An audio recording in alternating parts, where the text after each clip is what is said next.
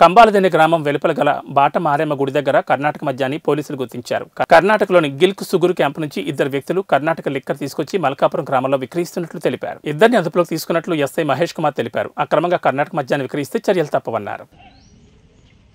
ఈరోజు Subir officers instruction మేరకు అక్రమ మద్యాన్ని రవాణా చేస్తున్న మల్కాపురం చెందిన ఇద్దరు వ్యక్తులు దేవరుందని చెప్పి కర్ణాటక గిల్క్ సుగురు క్యాంపు నుంచి 6 బాక్సులు కర్ణాటక మద్యం తీసుకొని పోతుండగా వాళ్ళని బండితో సహా ఇద్దరు వ్యక్తులు పట్టుకోవడం జరిగింది. వారి మీద కేసు నమోదు చేసి రిమాండ్ తరలించడం జరుగుతుంది. ఈరోజు సుబీర్ ఆఫీసర్స్ ఇన్స్ట్రక్షన్ మేరకు అక్రమ మద్యాన్ని రవాణా చేస్తున్న మల్కాపురం చెందిన ఇద్దరు వ్యక్తులు దేవరుందని చెప్పి కర్ణాటక గిల్క్ సుగురు క్యాంపు నుంచి 6 బాక్సులు కర్ణాటక మద్యం తీసుకొని పోతుండగా వాళ్ళని బండితో సహా ఇద్దరు వ్యక్తులు పట్టుకోవడం జరిగింది. వారి మీద కేసు నమోదు చేసి రిమాండ్ తరలించడం జరుగుతుంది.